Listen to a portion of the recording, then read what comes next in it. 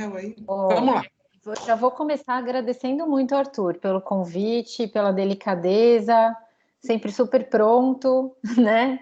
E a gente está muito Obrigado a feliz de você. estar aqui, viu, Arthur? De verdade, porque assim, o movimento Slow Medicine é um movimento que a gente acredita muito, sabe?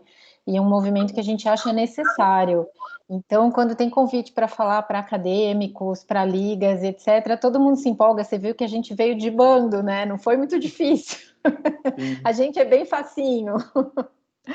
A gente pensou, assim, a gente tinha falado de fazer esse encontro aqui num formato bem informal mesmo, tipo bate-papo, e a gente pensou em fazer uma estrutura bastante simples, né? Eu vou falar um pouquinho da história da Slow Medicine no começo, bem rapidamente, assim, dá até vergonha de eu falar, estando o Zé presente, porque o Zé é a história viva da Slow Medicine no Brasil, mas eu vou me esforçar e qualquer coisa ele me corrige.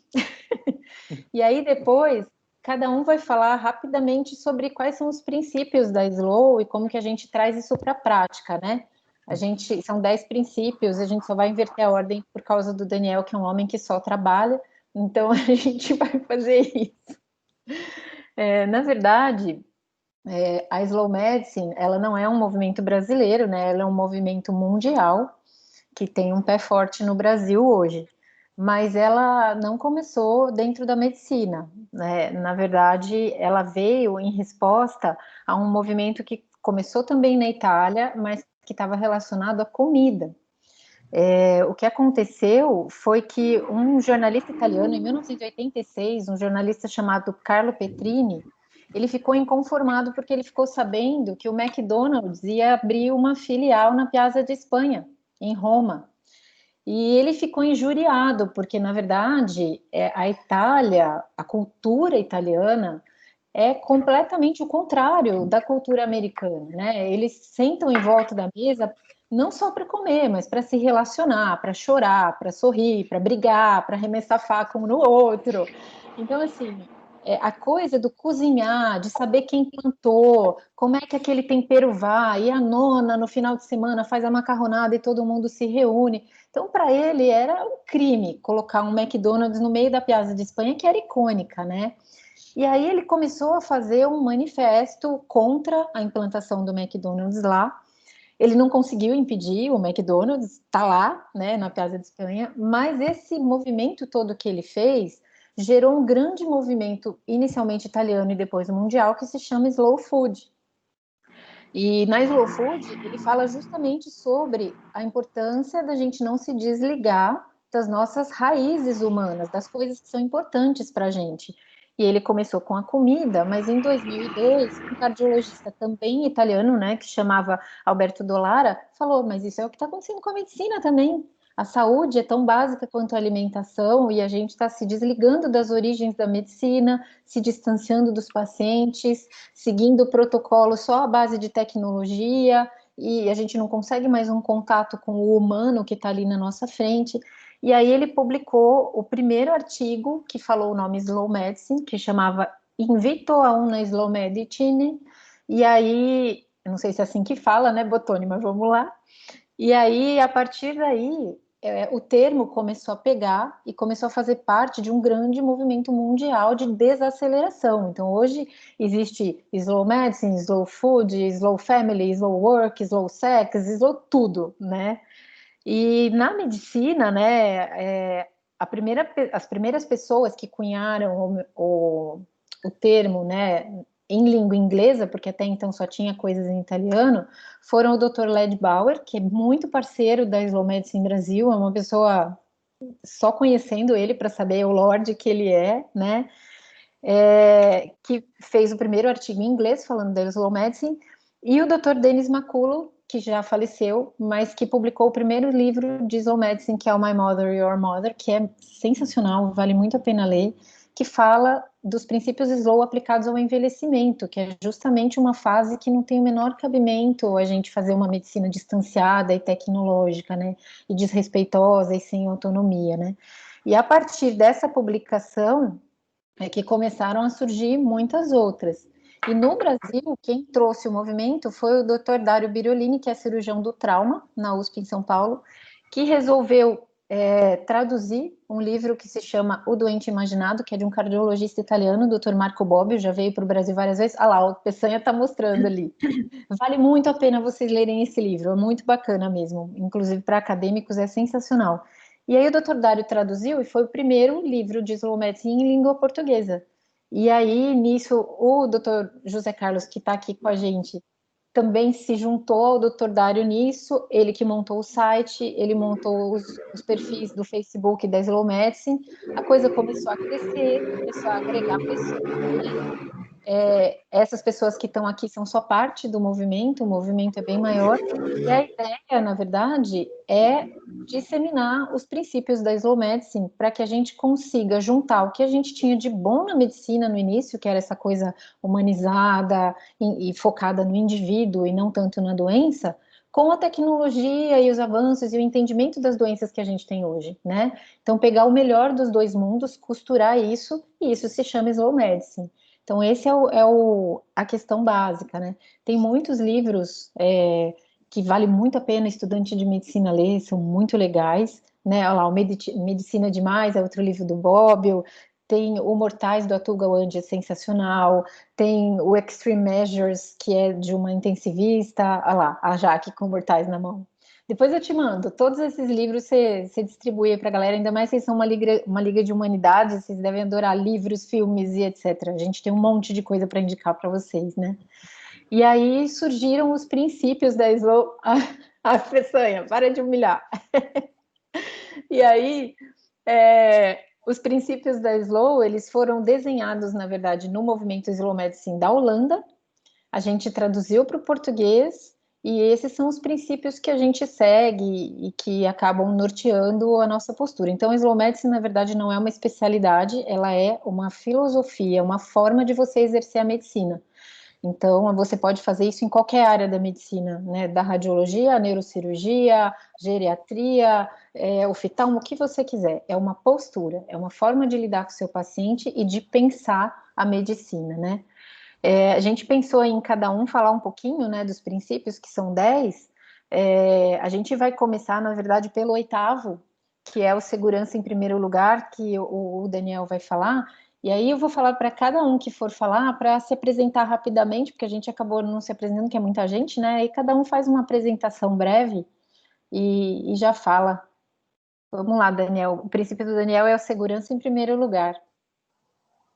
Olá pessoal, boa noite. Meu nome é Daniel Rolo, eu sou geriatra, paliativista aqui em João Pessoa, faço parte desse movimento sensacional, faço uma pequena parte, mas é um prazer enorme estar aqui e poder falar com vocês um pouquinho sobre segurança em primeiro lugar, né? Bem, o princípio da segurança é um princípio que tem relação, e já é um princípio da medicina desde Hipócrates. Primo non nocere e indubio abstine. Primeiro, não fazer mal. E, sem dúvida, evite se mexer muito. Se abstenha de qualquer conduta. Esse é um princípio que a gente teve a oportunidade de discutir muito ele durante a pandemia, por exemplo.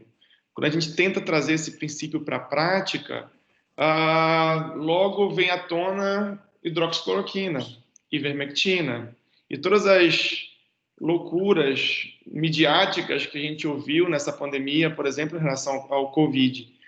A gente sem nenhuma evidência, mas pela possibilidade, alguém falou à distância e eu ouvi, e pelo fato de ter funcionado no meu vizinho, vamos testar também, por que não? Afinal, uma doença tão grave, não é? Mas hoje a gente sabe que não existe nenhum protocolo essa medicação e que realmente faz mal.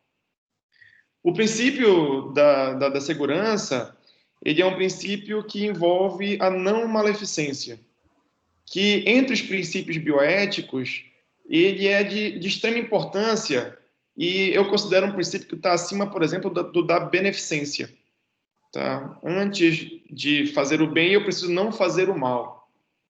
Porque se a gente for parar para pensar, se eu pensar apenas no benefício da beneficência, aqui a gente tem eticistas que podem falar muito melhor do que eu, mas se eu pensar apenas no princípio da beneficência, os médicos nazistas pensaram no bem do mundo ao poder fazer estudos em negros e judeus e todo mundo que fizeram estudos de forma tão cruel. Eles não pensaram no que eles podiam fazer mal, eles também não pensaram na autonomia daquelas pessoas que estavam lá. E por isso vem o Código Nuremberg, após a guerra, para colocar em pauta todos esses princípios para pesquisa clínica, por exemplo. Tá? Então, o princípio da não maledicência, ele é o principal princípio bioético para mim. E é um princípio que a gente tem que levar à tona em todas as discussões com nossos pacientes. Será que o que eu estou prescrevendo para ele, eu sei exatamente qual é o efeito dessa medicação? Eu sei o que eu estou querendo com essa medicação? Como geriatra, eu tenho a oportunidade, todo santo dia, de suspender medicamento. Eu acho que muitas vezes essa é a principal função do geriatra. Suspender medicamento desnecessário. Eu tive aqui 2 pacientes hoje comigo, em que eu pude suspender a metformina que estava fazendo tão mal para elas. E aí elas tinham hemoglobina glicada de 6,8, senhoras de 85 anos. Para que elas precisam ter uma hemoglobina glicada tão baixa? Para essa paciente, eu posso ter uma hemoglobina de 7,5, então para que ficar tomando metformina que vai fazer ela perder peso, vai fazer ela fazer sarcopenia, fragilizar, cair, fraturar fêmur, e aí vai numa cascata iatrogênica absurda. Então, o princípio da segurança é o princípio da não maleficência, tá certo? É um princípio dos mais importantes e que a gente deve levar sempre no coração. Obrigado, pessoal. Era isso que eu queria falar. Era para falar rapidinho, mas eu falei, eu acho que... Mas você falou rapidinho. Tá ótimo. Falar, pode não ter sido tão breve de tempo, mas foi maravilhoso. Muito obrigado, Daniel. Porque deram 3 minutos para te falar, tá certo? É só por isso. Mas... Só isso que a Ana deu para vocês de tempo? Eu falei para cada um falar um pouquinho. Você é o geriatra mais cirurgião que eu conheço. Opa! Não, vamos falar umas coisas, então. Eu estava contando o tempo aqui. Mas, assim... Fala aí, Daniel, pode falar. Diga, por favor. Não, eu ia falar, só que não é que eu não sou maluca, não. Eu tinha falado para cada um, falou 3, 4 minutinhos, porque são 10 princípios, já ia dar uns 40 minutos e mais a introdução, e a gente queria tempo para vocês conversarem. Só isso, mas pode falar. Não, pelo amor de Deus, não tô culpando a Ana, que isso, pessoal. Tranquilo.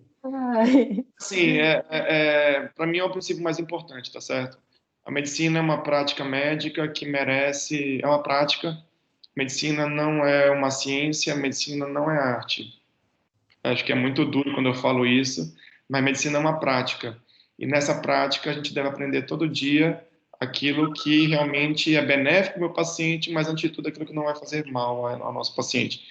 Então, é o princípio mais importante para mim, tá certo?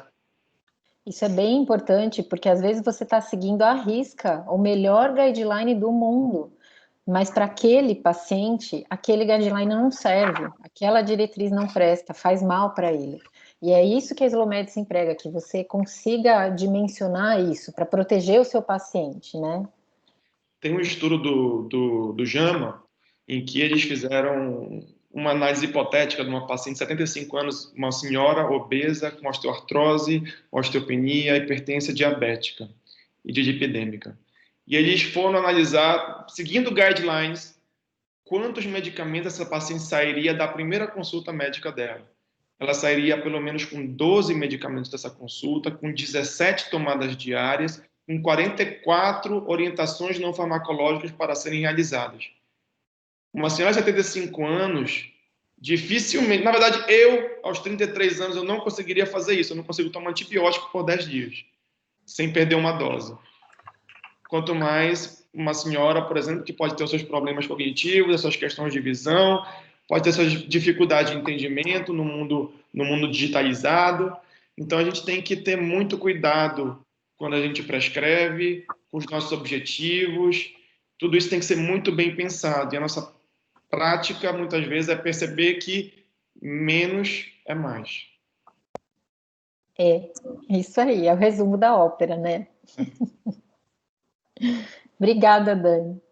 Obrigado, pessoal. Fique com Deus. Uma boa noite para vocês. Boa visita. Obrigado, Daniel. Obrigado. Muito obrigado Bom trabalho. por ter aceitado vir aqui conversar com a gente. Em nome da Liga, em nome da Adri, a gente agradece você muito, já que você está se despedindo, né? Mas muito obrigado pela tua participação com a gente aqui. Com Deus. Boa reunião para vocês. Obrigado. Obrigada, Dani. Vamos lá para o primeiro princípio, então. Primeiro princípio, que é o do tempo. A Andrea Prates que vai falar. Ótimo. Estão me vendo? Ana, que eu só vejo você. Está me vendo? Sim, sim. Tá. Então, boa noite a todos. É um prazer muito grande estar aqui junto com vocês, tanto com o pessoal da Liga, quanto os amigos e aqui da Slow Medicine. Eu acho que eu falo por todos, mas é muito gratificante a gente ver novas gerações de médicos interessadas em humanidades, em Slow Medicine. Eu acho isso extremamente gratificante e muito importante. Bom, para mim, falaram que eu tinha 2, 3 minutos, acho que é um desafio falar de tempo em 2, 3 minutos, mas vamos lá. Eu escolhi falar de tempo porque eu acho que o tempo é um dos conceitos mais fascinantes que existem.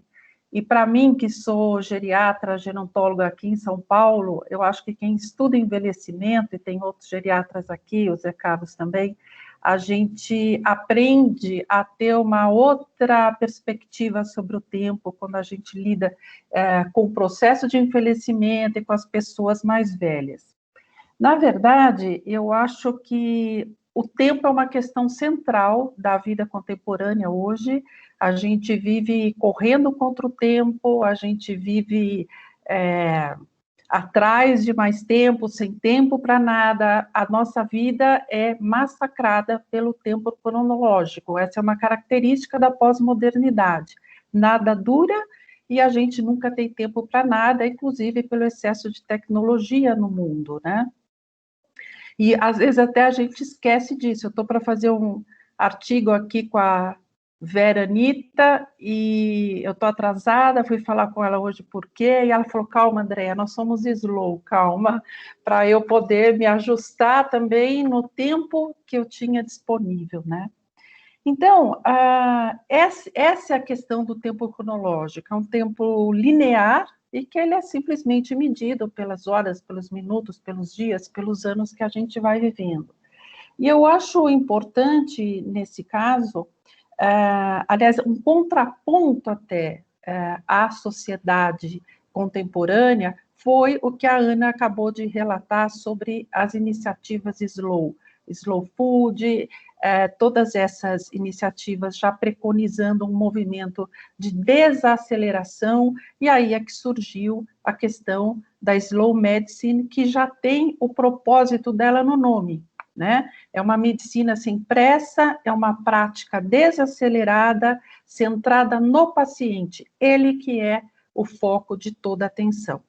Então, com relação a tempo, se a gente fizer também, pegar esse tempo cronológico, que é determinado na mitologia grega por Cronos, que é o deus do tempo e das estações, a gente vê o oposto disso em Kairos, que é o deus de um tempo de outra ordem, é um tempo não linear, ele expressa uma característica metafórica ao tempo, em que o tempo assume um outro significado, é um tempo oportuno, é a ocasião correta, é aquele exato momento em que uma intervenção ou alguma coisa deve ser feita.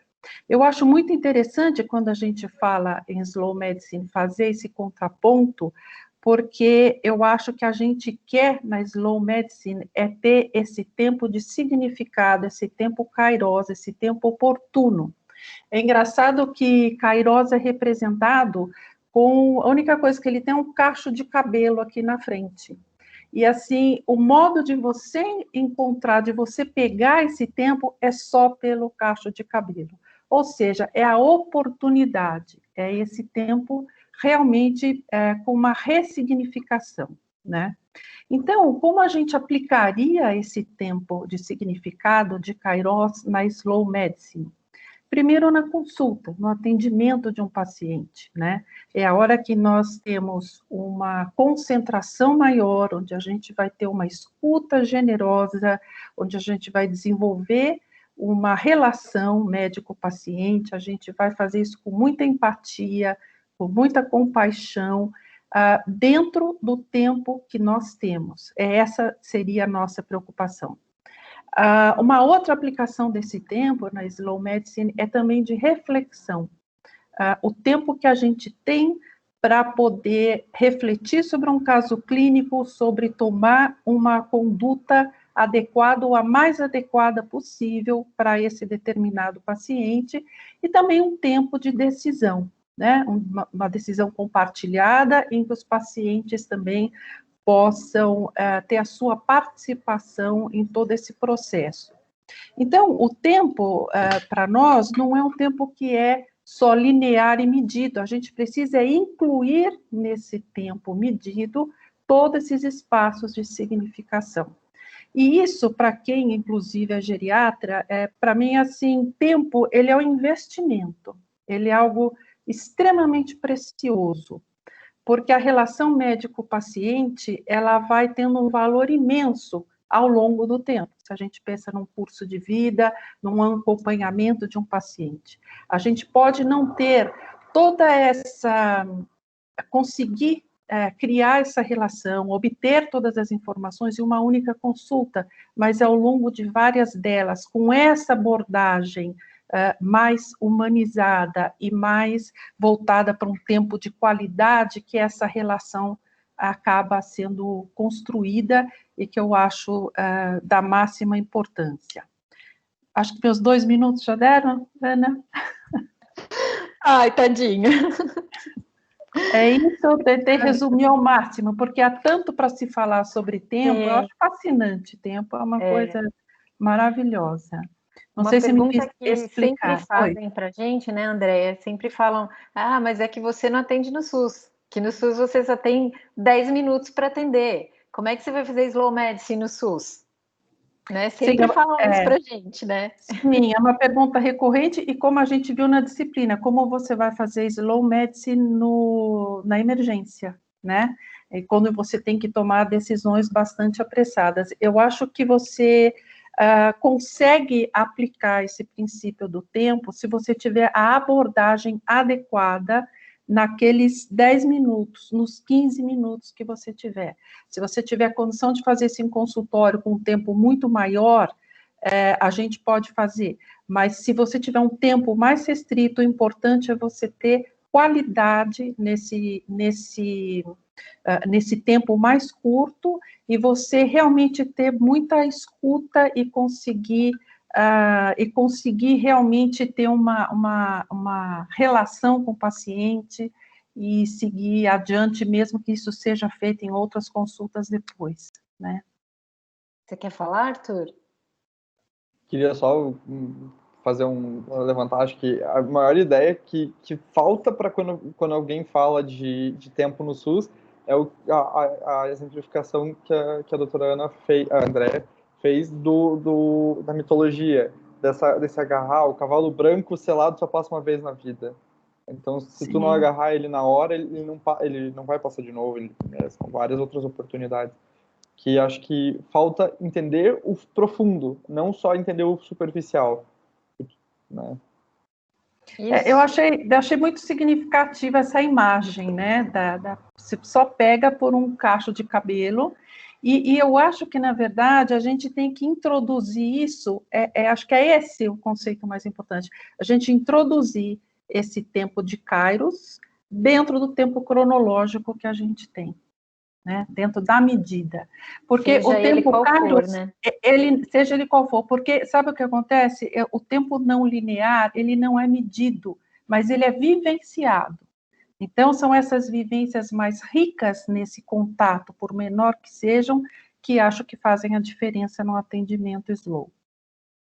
Sem falar que quando você investe numa consulta bem feita, você poupa tempo pedindo exame, explicando coisas desnecessárias, tratando de complicações de coisas que você não explicou antes. Então, na verdade, é o que você falou, você não está perdendo tempo, você está investindo direito.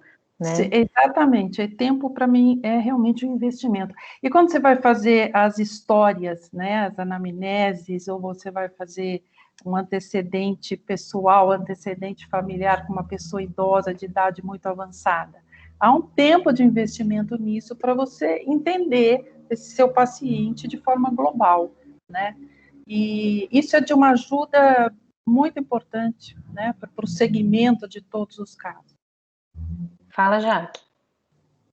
Eu só ia acrescentar rapidamente que às vezes não é aquele tempo longo, mas são aqueles 30, 40 segundos que você deixa a pessoa falar sem interromper, que tu puxa a tua cadeira em direção ao paciente, ao invés de puxar ela para trás, que tu olha no olho, que tu realmente dá sinais, alguns sons, vocalizações que você está compreendendo e está dando atenção a ele. Só isso já consegue restabelecer uma relação ali, né? Exato. Em segundos, né? Em segundos. Vamos lá, ó. O segundo princípio, pessoal, é da individualização. Obrigada, Andréia. Obrigada a você. O segundo princípio é da individualização. Quem vai falar é a Super Vera. Boa noite para todos. É uma delícia estar aqui e é uma delícia escutar os membros falarem dos princípios, né? Para nós é gratificante isso, porque por mais que nós saibamos os princípios, mas ouvir cada um de nós falar um pouco mais é uma aula. Mas eu queria completar só uma coisinha da fala da Andréia, que eu amei a sua fala, que eu considero a utilização desse tempo no consultório, eu acho que o consultório é um ambiente pedagógico, é um ambiente de educação. Você tem que orientar, você tem que nortear esse paciente com o que é melhor para ele. Muitas vezes é uma mudança de estilo de vida, muito mais do que uma medicação que ele espera receber. Enfim, tem toda uma complexidade. E a Jaqueline falou não interromper o paciente, né? Geralmente o médico interrompe o paciente depois de 13 a 18 segundos, né? Com aquela ânsia de interromper, quando e aquele paciente que a gente deixa falar não é o paciente que vai falar no teu lugar, não vai deixar você. Não, a hora que ele consegue falar em 5, 10 minutos, ele expõe e dá para você perceber muitas sutilezas nisso. Bom, eu sou a Vera e eu não sou médica.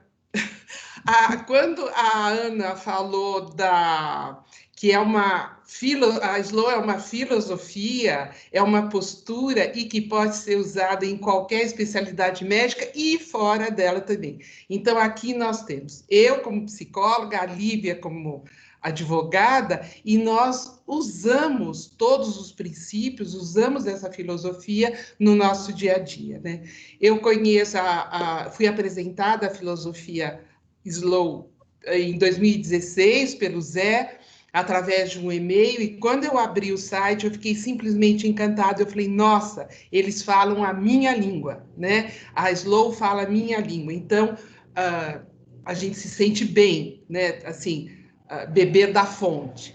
Bom, eu gosto muito, até fui eu que escolhi para falar sobre a individualização do cuidado, porque nós somos seres humanos únicos, não existem duas digitais iguais, né? E quando eu fico me imaginando, né? Quando eu vou numa consulta médica, eu quero ser conhecida como eu, na minha individualidade, né? Como um ser singular, ímpar, aonde os meus valores, aonde a minha maneira de pensar valem muito, tá? Então, eu acho que quando a gente pensa, isso é um conceito que está muito em voga hoje, a individualização do cuidado. Se eu quero atender um paciente na sua integralidade, logicamente que eu tenho que conhecer a história biológica da doença. Até eu sou psico-oncologista e sou mestre em cuidados paliativos, né? Então, lógico, eu não sou médica, mas eu tenho que entender o mínimo de oncologia, o mínimo, por exemplo, eu trabalho com Alzheimer também, o mínimo de demências e coisa e tal. Não preciso ser expert, mas eu preciso entender. Mas eu preciso entender também a história biográfica desse paciente, né? Se eu não entender a história, é muito diferente, por exemplo, um câncer numa mulher de 65 anos, quando eclodia um câncer numa mulher de 65 anos, é muito diferente do diagnóstico de um câncer de mama numa mulher jovem que acabou de ficar grávida, por exemplo, ou acabou de dar à luz. Então, são momentos únicos que têm que ser levados em conta, as expectativas do paciente, os valores do paciente, né? Então, a individualização do cuidado, para mim, ele fecha. Todos os princípios, eles se interligam, né?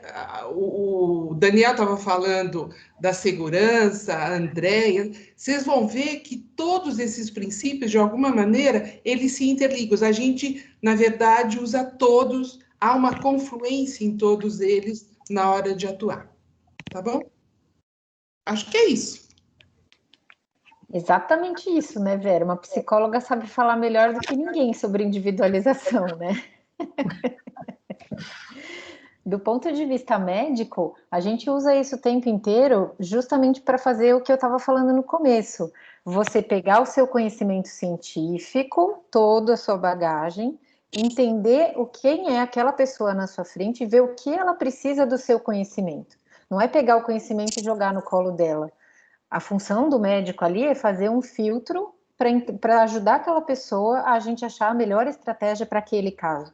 E para isso você precisa entender as expectativas, os valores, os desejos, as metas daquela pessoa, as condições sociais dela, né? Se ela tem condição de fazer aquilo que você está propondo. Então vai muito além de pegar uma medicação e prescrever ou seguir uma diretriz, né? Você precisa realmente individualizar a sua conduta. Dá até vergonha a gente ter que falar isso, né? Mas hoje em dia a gente sabe que a medicina se desvirtuou tanto que a gente ainda precisa reforçar esse ponto, né? A base médica era essa e saiu do trilho, então a gente precisa retomar, né?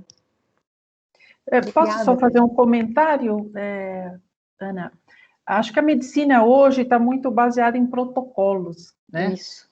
Então, assim, é protocolos para todo lado, protocolos absurdos que não são negociados ou que são impostos, digamos, em qualquer internação, em como as pessoas estão sendo tratadas por aí, nas várias lugares aí, enfim, médicos, etc. Mas só queria fazer uma outra observação sobre a questão da individuação, porque isso é muito importante, porque as pessoas, na minha área, né, na geriatria, porque as pessoas, à medida que elas envelhecem, elas vão se tornando mais diferentes entre si ainda, porque as experiências de vida são muito diferentes, né? Então, cada um envelhece de um jeito, porque cada um vive de um jeito, e não há outra conduta, outro modo de se abordar que não seja por uma individuação. Inclusive levando em consideração a história pregressa desse paciente. Sim, sem dúvida. Quando a Andréia fala, eu sou a mais velha, então é assim, qual é a minha experiência? Eu tenho muito menos tempo de sobrevida do que o tempo que eu já vivi. Então, quais são as minhas expectativas para esse tempo ainda? Se o médico não levar em consideração tudo isso, realmente não vai ser legal. Obrigada, Vera. Quer falar, Arthur? Acho que, só para complementar, não sei, eu tô fazendo muitas interferências, mas... Imagina, a ideia é essa. Do que a Andréia comentou, da Vera, lembrar, acho que principalmente a clínica perdeu aquilo que a cirúrgica fala assim, que você aprende a fazer uma técnica em uma semana, a prescrever uma cirurgia em 3 anos, e você aprende a não prescrever uma cirurgia em 30 anos. Então, acho que é isso. A gente desaprendeu de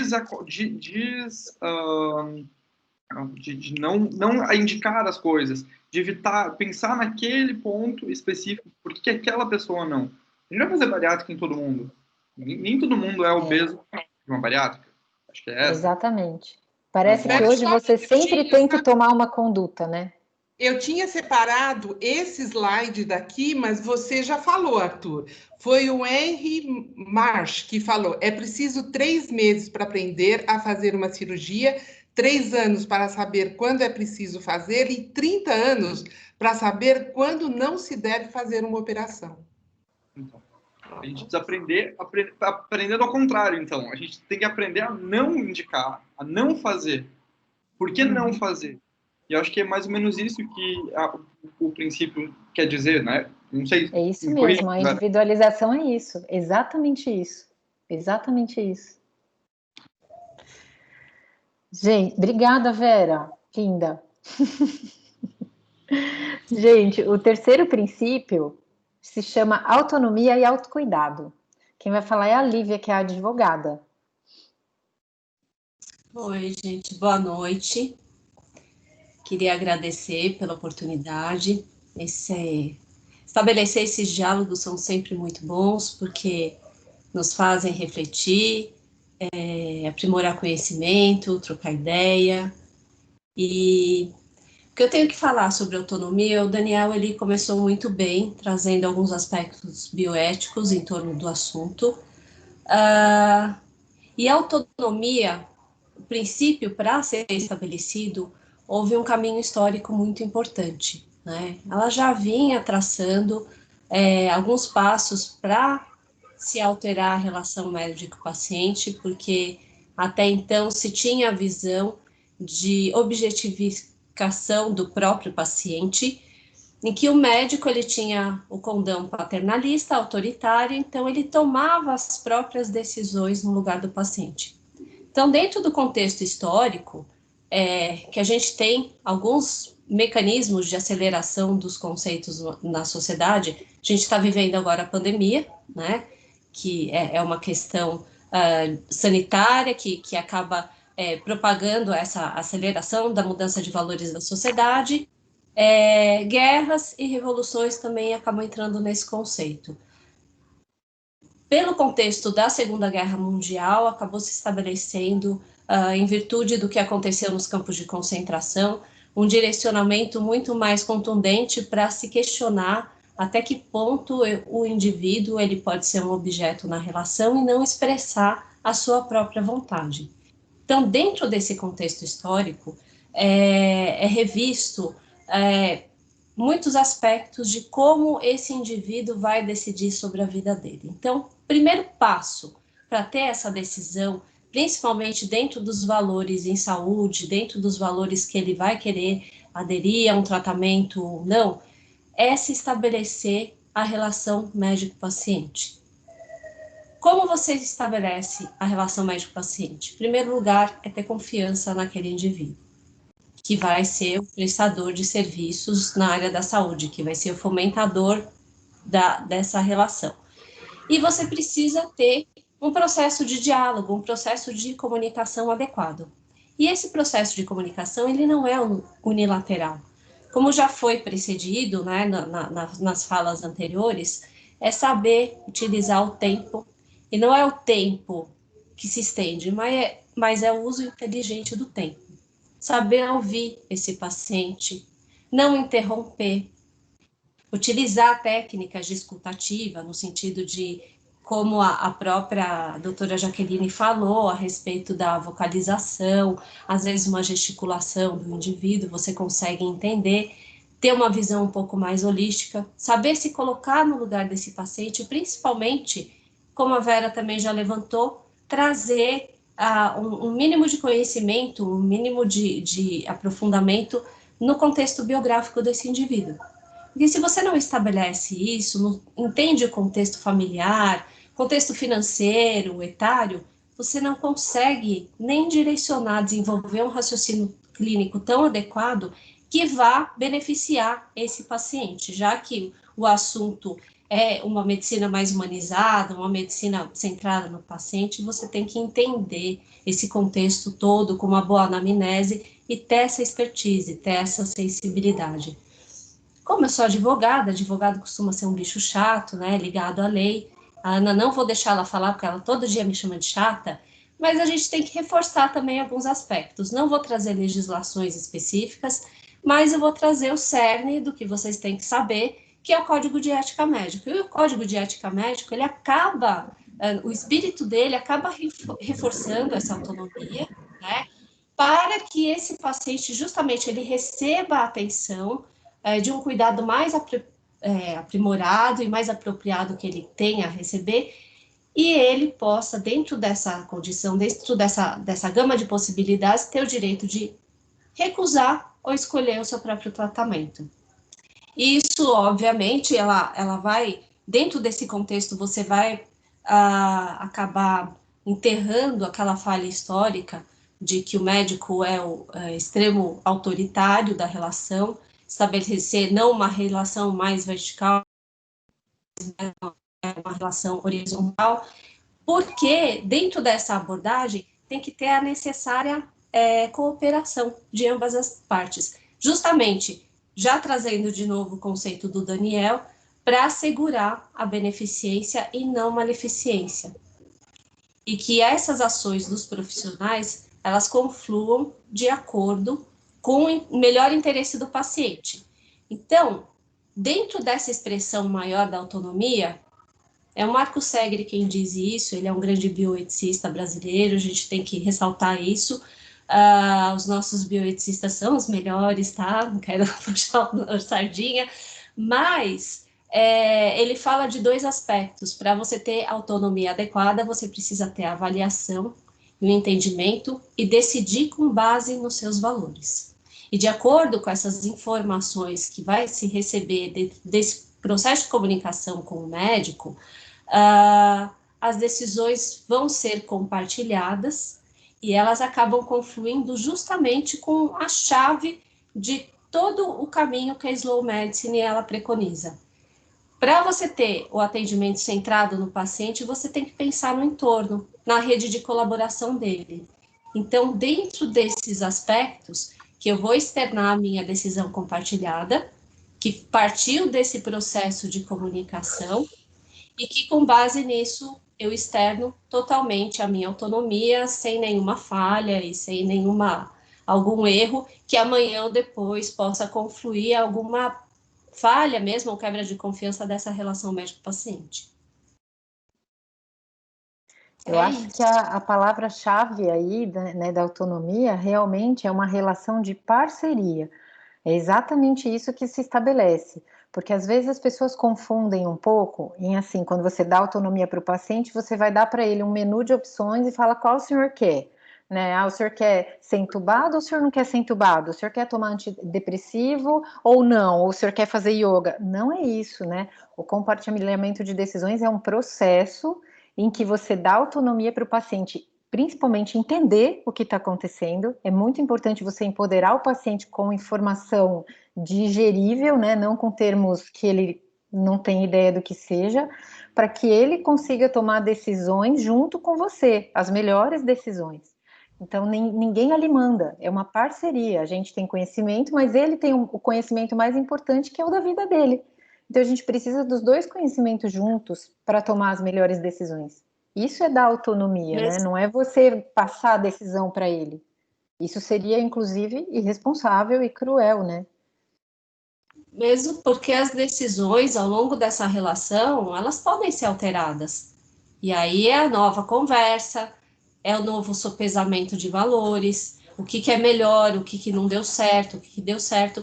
Então, é uma relação construída ao longo do tempo, e não significa que naquele momento que ele decidiu, que também precisa se ter cuidado também, qual é o momento da decisão do paciente, se está o momento apropriado, se é aquele momento que, de repente, ele está emocionalmente, ele fala assim, mas ele não escutou nada do que você falou. Então, às vezes, a resposta não precisa ser naquele momento, a autonomia dele não precisa ser externada naquele momento, mas é algo ao longo do tempo, que até o profissional, por ter uma aproximação um pouco maior, ele consegue captar essas variações emocionais, que às vezes o paciente, inclusive, ele pode concordar com um tratamento, e você vai perceber, ele não está seguindo. Então, a remodelação é sempre constante, é algo dinâmico dentro dessa relação. E por isso que é a grande importância de se falar da autonomia e ela ser protegida não apenas no código de ética, mas outros códigos e ser o cerne das profissões, porque o ponto central é o paciente. Você quer falar, Arthur? Eu sempre quero falar. Acho que uma coisa, só um comentário bem breve, costura um pouco com, eu não lembro quem que falou sobre que o consultório é um ambiente pedagógico. A Vera. Aquela palavra ficou na minha cabeça, assim, ambiente pedagógico. Ele só vai conseguir ter, ele não vai ter o menu que a Ana comentou, nunca vai ter isso, mas se ele teve um ambiente pedagógico adequado anteriormente, ele vai ter as opções claras na cabeça dele e dizer assim, não, eu quero tirar, que nem o Daniel falou, tudo bem, eu topo tirar a metformina, eu topo tirar isso, topo não fazer aquilo. Exatamente isso, Arthur. E isso vai desde decisões muito simples, como começar a fazer uma atividade física, até fazer uma neurocirurgia, né? Todo tipo de decisão passa por isso e pode ser desfeita, né, a qualquer momento. Obrigada, viu, Lívia? Até que você foi bem hoje. Ai, obrigada. Não atrapalhei muito, não? Ai, só um pouco, feliz. Só. Você está melhorando. Vamos lá, gente. Ó, o princípio da Slow é o conceito positivo de saúde. Fala, curitibana. É a Jaqueline que vai falar. Boa noite, pessoal. É um prazer estar aqui. Partindo também agora da fala da Vera, que o Arthur lembrou, né? Que o consultório é um ambiente pedagógico, eu diria até mais, assim, a vida é um ambiente pedagógico, né? Então, entender sobre um conceito positivo de saúde é tão importante para o paciente quanto para a gente. A gente tem que ter muito claro o que é realmente isso, né? E o que seria esse conceito positivo de saúde? A gente pode dizer que ele é um dos principais, né, um dos fundamentais princípios da Slow Medicine, porque o foco, ele é no autocuidado, tá? Com uma ênfase na saúde e não na doença. Isso a gente fala bastante também durante a faculdade, quando se aprende. Mas o que seria isso? É compreender a saúde, tá, como uma condição bem mais abrangente do que a ausência de doença, né? E que ela está associada à qualidade de vida. E aí a gente tem que também entender o que é qualidade de vida, né? Com a criação da OMS, que surgiu lá em 1948, foi elaborado o conceito de saúde. Inicialmente, ele era o bem-estar físico, mental e social, e parava aí, né? Depois, nos fins do século XX, com a nossa aproximação com algumas tradições mais orientais e trouxeram também aquela conhecida como medicina alternativa e complementar, esse conceito se ampliou um pouco mais, né?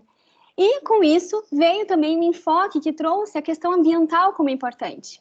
E também surgiu a necessidade de se considerar noções de bem-estar mais abrangente, incluindo, por exemplo, uma quarta variável que foi chamada por alguns autores de bem-estar espiritual. E também por outros considerado como um conceito ampliado de saúde, tá? Essa referência de um bem-estar espiritual como um componente de um conceito ampliado de saúde, ou seja, como um aspecto do bem-estar cultural, ela veio lá dos anos 80 e se manteve. Tá? Então, a gente pode caracterizar a saúde como um bem-estar físico, assim como estado saudável, né, mental, e aí isso inclui aquela busca por um equilíbrio emocional, e que a gente nota muito, por exemplo, com o impacto que tem na vida, na saúde, por exemplo, do estresse, né, também, então, bem-estar físico, mental, social, então, aquelas questões que foram trazido também, que a Ana comentou, sobre a renda, a importante habitação, a educação, o ambiente, o recurso que aquela pessoa dispõe, a justiça social também, né? E cultural. E dentro desse cultural, ele tem, na verdade, uma relação com uma dimensão mais do bem-estar subjetivo, que ele é vivenciado coletivamente. Então, a gente seria como se fosse uma cultura de uma comunidade, tá? E isso está envolvido com a questão de artes, às vezes a própria tradição, né? A questão também espiritual e religiosa também está incluído. E é importante a gente ressaltar, até como a doutora Lívia falou antes a respeito também sobre, que a promoção da saúde, ela não depende apenas do médico. Ela envolve muito a questão da sociedade como um todo, né? E também atitudes, e principalmente do próprio indivíduo. Ou seja, ter mais saúde tem mais a ver com a forma com que a gente vive, né? Com hábitos, estilo de vida, escolhas que a gente faz, a própria individualização, do que com a realização de exames preventivos ou um rastreamento de doenças, muitas vezes necessários, né?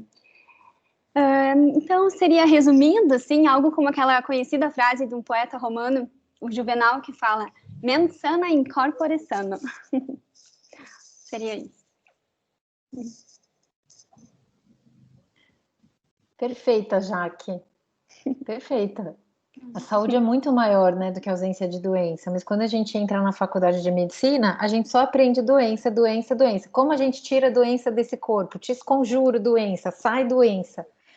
E, na verdade, a ausência de doença não garante saúde para ninguém. Eu sempre falo que eu sou oncologista, né?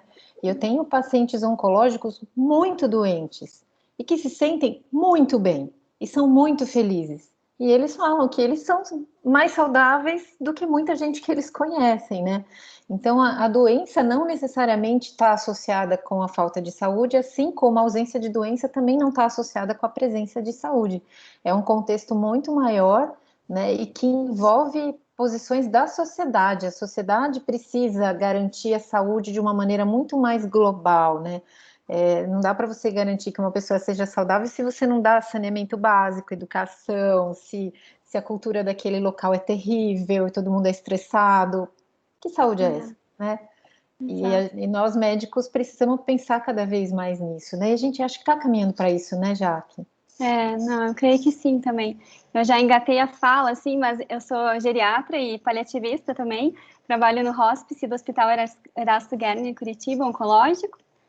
E é isso mesmo. Obrigada, Jaque. Posso fazer um comentário, Ana? Lógico. Acho que nos anos 90, uma série de estudos começaram a mostrar o papel da desigualdade nas questões de saúde, né?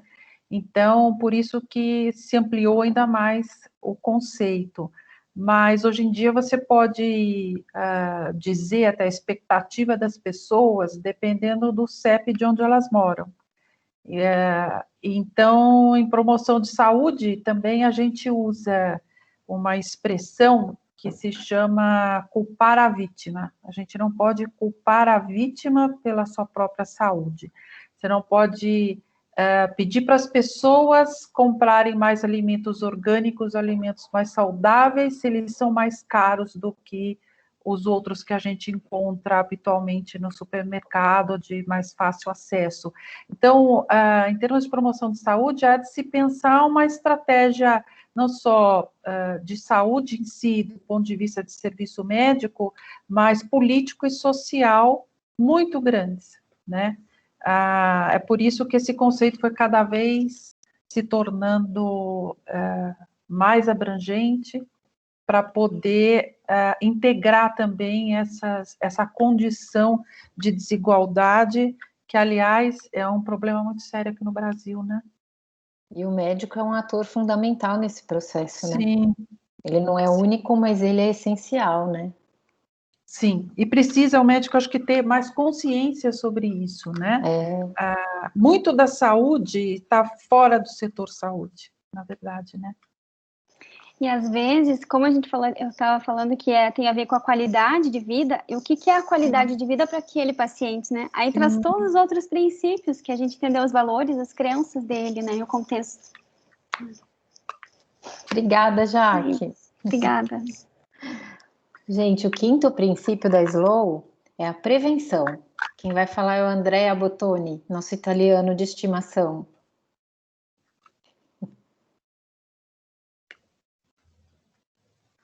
Você tá Boa mudo. noite, boa noite.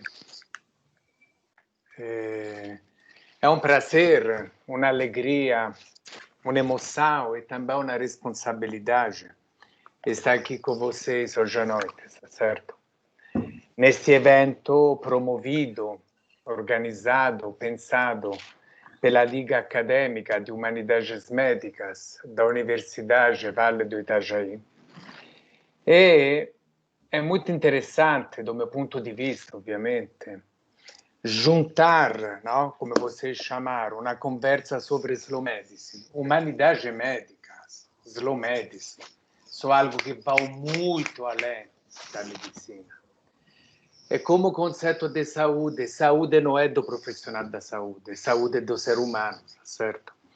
Por isso acho que qualquer fórum onde de forma genuína a gente promove a reflexão sobre esses conceitos é algo de extremamente profundo e transformador, porque vai muito além da esfera profissional. Entra na esfera da pessoa, do ser humano. E acho que é isso que faz a diferença, mas não na saúde, na vida.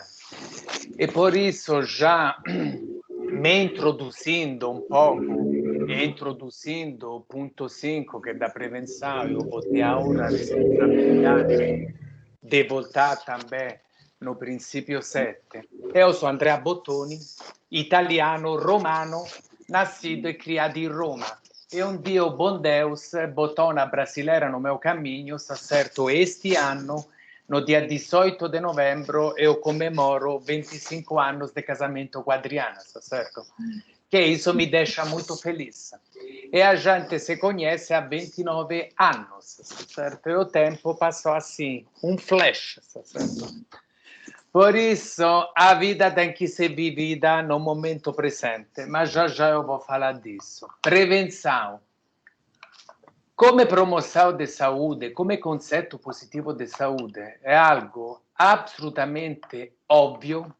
São conceitos simples, só que um dos pulos do gato é fazer bem o óbvio, ou redescobrir o óbvio. Slow medicine, no fundo, redescobre o óbvio, certo? Prevenção. Eu sou médico italiano, não? Formado na Universidade de Roma, La Sapienza, onde eu fiz residência médica de nutrologia e anos depois iniciei uma nova vida profissional aqui. Eu sou também especialista em medicina do esporte. Por isso, teoricamente, conceitos de alimentação saudável é uma coisa normal. Ou de atividade física regular também é um conceito simples. Agora, incorpora isso na vida, no dia a dia. Sai do conhecimento e se conscientiza com isso. Prevenção, como conceito, não é difícil. Agora, vive isso, sem julgamento e sem paranoias. Pensamento positivo, flexibilidade mental. O que está escrito lá neste princípio, tá certo? Tudo isso é essencial para se manter saudável e para prevenir doenças, está certo? Por isso, Slow Medicine acho que é muito feliz, perché non ti fala apenas faça isso ou não faça aquilo. Mas vamos tentar caminhar junto para encontrar um equilíbrio, sem paranoias, sem certo e errado e sem julgamento, enquanto profissionais, enquanto pacientes, enquanto seres humanos, para tentar encontrar um caminho do conceito positivo da saúde, muito bem colocado para Jacques que me antecedeu, e da prevenção. Porque está claro no mundo de hoje que saber não é garantia de sucesso. Saber é necessário, mas não é suficiente, tá certo? E por isso acho que esta reflexão, não, neste contexto, que pode também ajudar a encontrar novos caminhos, não só de trilhas de conhecimento, mas de trilha de cuidado e de autocuidado. E com isso eu encerro a minha fala. Gratidão. Bottoni, essa sua fala, sabe, me remete muito ao que a gente chama de medicina do medo, né? Porque você falou todo esse tempo sobre prevenção e você não ficou falando de estratégias específicas. Olha, tem que fazer colonoscopia, tem que fazer Papai Nicolau. Porque, na verdade, a medicina do medo, ela acaba pregando que se você fizer um monte de exames todos os anos, você vai estar protegido de doenças. E quando, na verdade, as doenças que você realmente consegue prevenir com o exame são muito poucas. Por exemplo, ninguém vai falar para uma paciente não fazer Papa Nicolau. Isso é importante, isso realmente previne o colo do útero. Agora, exame de próstata, já tenho dúvidas. E todo mundo acha que todo mundo tem que fazer. Isso é a medicina do medo. Eu lembro muito do meu marido falando de um paciente, meu marido é cardio. E ele tem um paciente que acompanha com ele, que é um hipertenso leve, e todo ano faz a batelada de exames, vai lá para fazer check-up, porque tem que fazer os exames. 2 semanas antes de colher os exames, ele faz uma super dieta, vira vegano, joga bola e não sei o que lá, faz os exames e sai de lá e vai encher a cara. Oba, já fiz meus exames, estou liberado. Então ele tem um passaporte de saúde por 1 ano. Não faz o menor sentido, né? Mas, infelizmente, hoje a cultura é essa, de que se você for no médico de tanto em tanto tempo e fizer seus exames e tomar X remédios, você não vai ficar doente. E a prevenção é muito maior do que isso, né? Como você estava falando lindamente, né, Bottoni? Acho que você fez uma reflexão simplesmente espetacular, Ana Lúcia, muito obrigado. Mas fico feliz dessa sua reflexão, porque realmente, para mim, a vida é ser feliz. E aí, se eu penso no medo, automaticamente eu fico infeliz, tá certo? Por isso a gente tem que ter uma busca da coisa positiva. Comer não é errado. Comer tem que te dar prazer. Entendeu? Você é italiano, você é suspeito para falar. Não tem que ser encarado como uma obrigação. A gente tem que mudar o chip. Quero dizer, não existe a frase mágica, mudar o chip parece uma coisa simples, mas na realidade a gente tem que buscar algo de positivo. E por isso, a Jaqueline, o conceito positivo de saúde, não o conceito punitivo, certo? Que é aquilo que você disse com o conceito do medo. E você percebe, Arthur, e todo mundo que está aqui, que a gente não é dono da verdade, mas também não é contra a evidência científica. Um jeito meu de falar é ciência com consciência, certo? Entendeu? As coisas podem andar juntos, mas enfim, vou me segurar. Perfeito.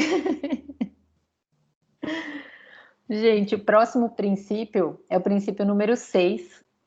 Ele se chama qualidade de vida. Quem vai falar de novo é a Vera. Então, vocês estavam falando de prevenção, você veja, é pedagógico. O que previne mais? Um estilo de vida sadio ou os exames? Né? Então, outubro rosa, novembro azul, e vai todo mundo para fazer radiações, né? Se submeter a radiações, mas não pensam que se você mudar o seu estilo de vida, a chance de você ganhar em termos de saúde, de não adquirir doença, é muito maior. E o estilo de vida a gente tem que começar bem antes. Por isso é que eu acho que o ambiente de consultório é tremendamente pedagógico, seja em que especialidade que for. Bom, falar de qualidade de vida, todo mundo falou. E quem for falar os últimos 3 conceitos também vai falar, porque qualidade de vida está embutido em todos os princípios, né? Agora, para quem faz cuidado paliativo, aqui nós temos a Jaqueline, né? Eu acho que, na verdade, todo mundo faz um pouco de cuidado paliativo, mas na especialidade mesmo, a gente tem a Jaqueline, não é isso? Falar de qualidade de vida, o que é? É dar mais vida aos dias e não prolongar, né? E é meio que isso, né? Por isso que eu também escolhi esse, por conta de que trabalhei sempre fazendo parte de equipe, dentro de equipe de cuidados paliativos. Então, fazer mais não significa fazer melhor. Agora, quando o paciente vai no teu consultório e que ele quer muitos exames e que ele quer muitos remédios, e daí se você sai do consultório médico, o paciente sai do consultório médico, né, sem uma batelada de remédios ou sem uma batelada de exames, parece que ele não se sente muito, né? Parece que nem fiz consulta. Eu acho que isso é uma questão realmente educacional. Eu acredito muito nessa educação. Então, não é pedir todos os exames, é pedir os exames que cabe àquele paciente e fazê-lo entender o porquê não precisa pedir mais, independente de se ele tem um convênio top de linha e que ele olha para o médico e fala: doutor, eu pago uma nota no fim do mês para o meu convênio, pede tudo porque é o convênio que paga. Gente, tem que ser, sabe, tem que mudar essa mentalidade. Vai pedir o que cabe. E não é porque você paga um top de convênio, tá? Eu acho que essas informações todas têm que ser repassadas. E fazer mais não significa fazer melhor. Eu vou colocar uma coisa pessoal, acho que o grupo inteiro já sabe. Eu tenho uma estenose lombar e dores, né? Dores. É o único problema de saúde que eu tenho, graças a Deus. Muito bem. Então, você vai no médico, a primeira coisa que ele fala é cirúrgico. É cirúrgico, mas eu não quero operar. Ai, mas eu sinto, não tem outra maneira. É cirúrgico. Eu faço fisioterapia, eu cuido da minha vida, eu posso ter uma dor um pouco mais forte de vez em quando, mas eu consigo com outras maneiras, né? Então, fazer mais não significa fazer melhor, ter outras maneiras de contornar o meu problema, respeitando as minhas expectativas, os meus valores, e eu acho que eu tenho uma qualidade de vida muito legal, porque ninguém me garante nada, ninguém garante que eu vá me submeter a uma cirurgia e que eu não vá ficar, sei lá, pior até, né? Então, por isso que eu acho que tudo tem que ser conversado. A clínica, ela é soberana e nada substitui a clínica. E a relação médico-paciente, quando ela tem a base numa coisa chamada confiança. Pronto, fecha.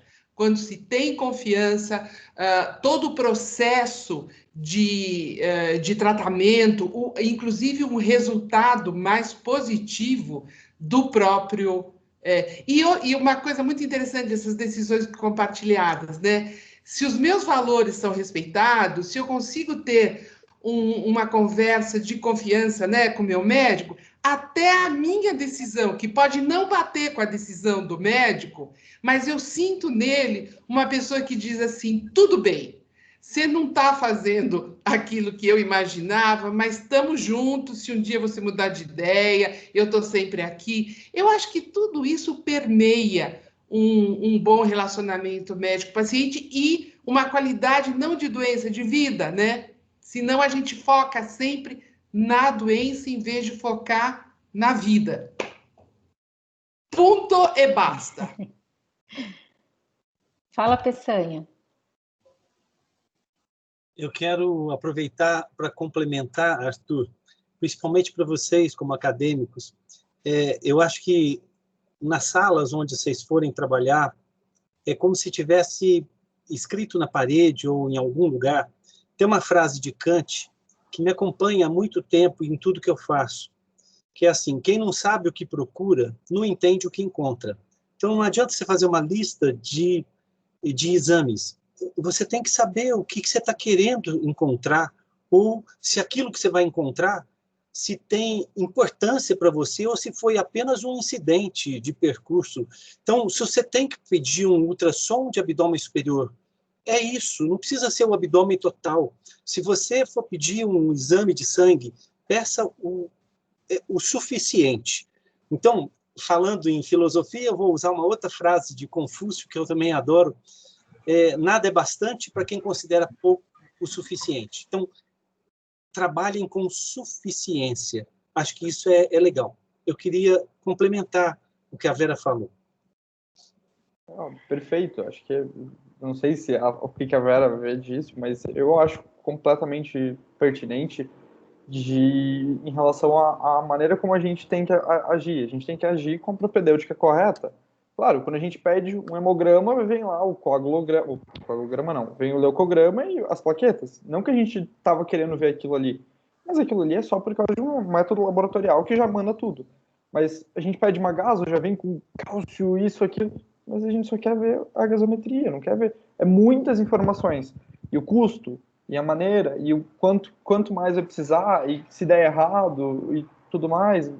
Por exemplo, vai pedir uma tomografia com contraste.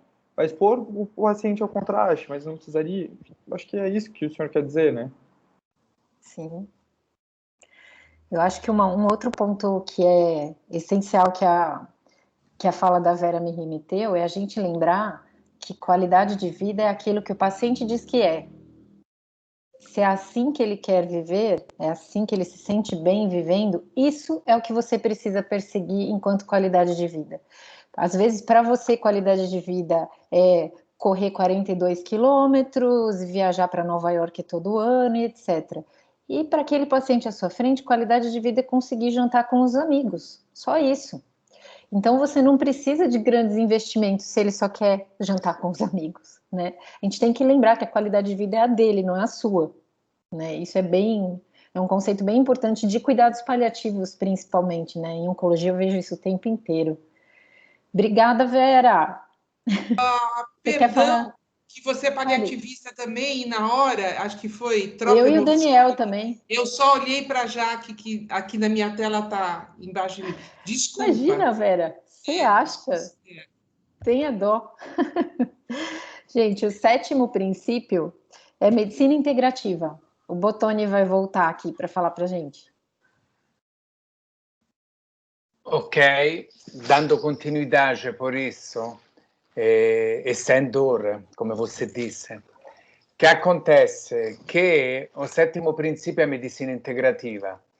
Eu, nos últimos anos, iniciei uma formação em mindfulness. Sou instrutor de mindful eating, de mindfulness, e sou especialista em mindfulness pela Unifesp. E perché fiz isso? Perché senti che para mim era importante, certo? E depois é importante também como profissional. Mas, ovviamente, eu não vou contar a história dos 29 práticas integrativas e complementares em saúde que estão lá no site do Ministério da Saúde, certo? O que eu quero levar, mais uma vez, é justamente uma reflexão, e já que a gente está em um ambiente de humanidades, de gente assim super culta, tipo Peçanha, que acabou de fazer uma citação, tipo Jaqueline, Ana Lúcia, que são escritoras, e desculpa aqui, psicólogos, advogados, endocrinologistas, geriatras, gente mega galáctica, entendeu? Cirurgião, endoscopista, filósofo. Eu estou pirando, certo? Mas que eu vou dizer que existe um cara lá da antiga Roma, antes de Cristo, chamado Horácio, certo?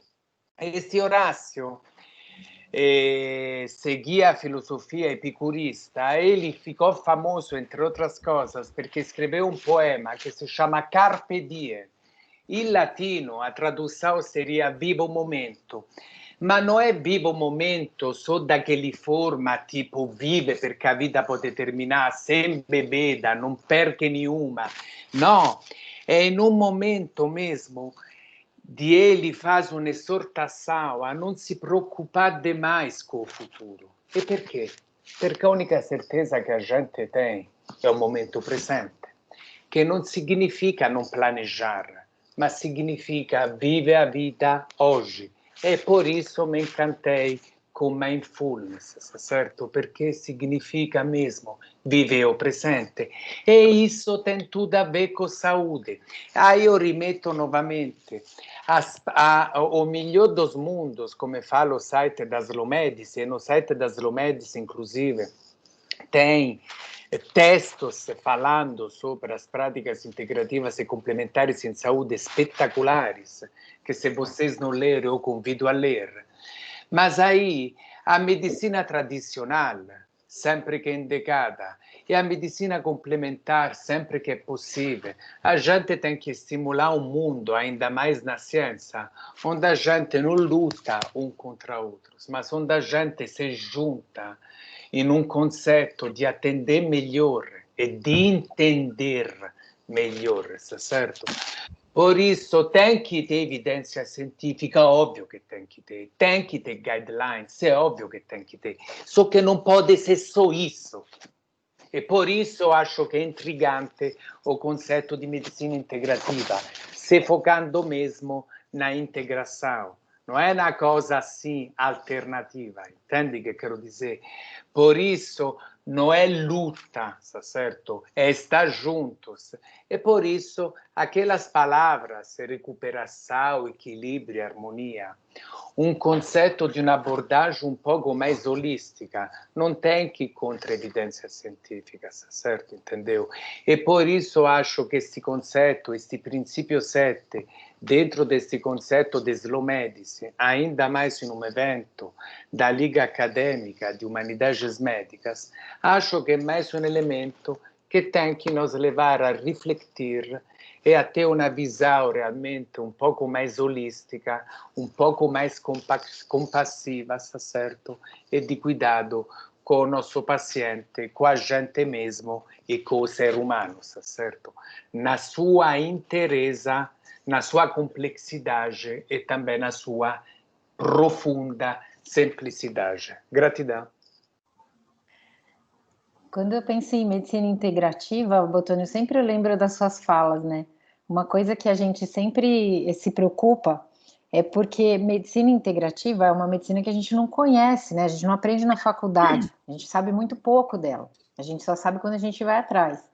E ela tem uma evidência científica diferente daquelas que a gente tem na nossa prática. Então, a gente tem que ter realmente bastante cuidado, porque é óbvio, a evidência científica é o que protege a medicina das barbáries que ela já foi, né? Mas também tem muito picareta, né? Que se aproveita dessa questão de não ter uma coisa muito tão regrada quanto a medicina convencional e que se aproveita da fragilidade do paciente e dá um... Tem gente que gasta muito dinheiro com isso sem ter evidência nenhuma, sem ter melhora nenhuma.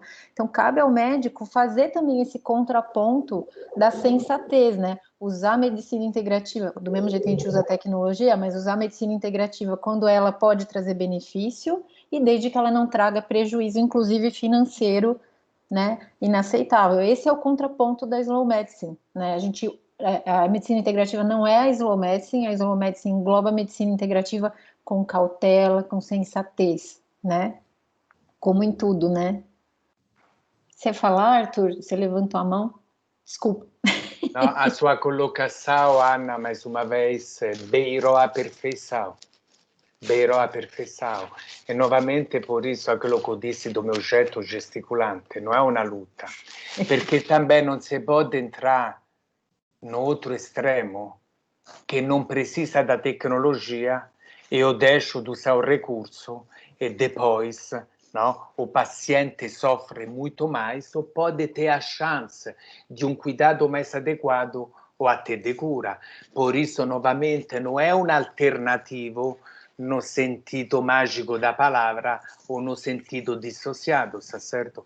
Por isso, este equilíbrio, esta sabedoria que Slow Medicine sugere, advoga e que você sintetizou com profunda capacidade, é realmente um norte super, mega, hiper importante. Muito obrigado. Obrigada eu, Botoni.